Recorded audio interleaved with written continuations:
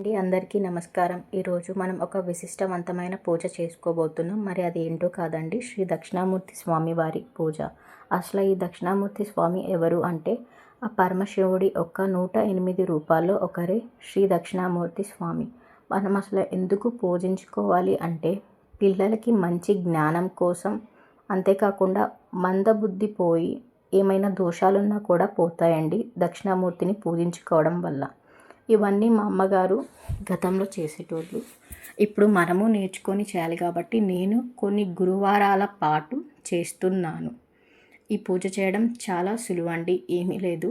దక్షిణామూర్తి స్వామివారికి ఎంతో ఇష్టమైన శనగల మాలను, పసుపు రంగు పువ్వులను, పసుపు రంగు పళ్ళను స్వామివారికి నివేదించాలి.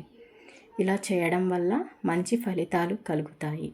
ఎవరైనా పూజలు చేసుకొని వాళ్ళు ఉంటే ఇలా చేయాల్సిన అవసరం లేదండి.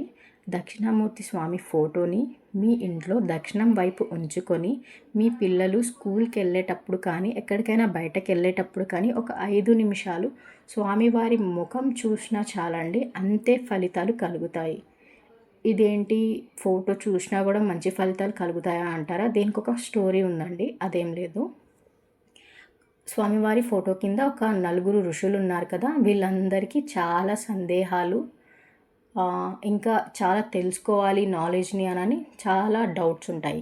సో వీళ్ళందరూ కలిసి బ్రహ్మగారి దగ్గరికి వెళ్తారు. అప్పుడు బ్రహ్మగారు, నేను కాదు, ఆ పరమశివుడి దగ్గరికి వెళ్ళండి, మీకున్న డౌట్స్ అన్నీ పోతాయి, మీ ప్రశ్నలన్నీ సాల్వ్ అవుతాయి అని చెప్తారు.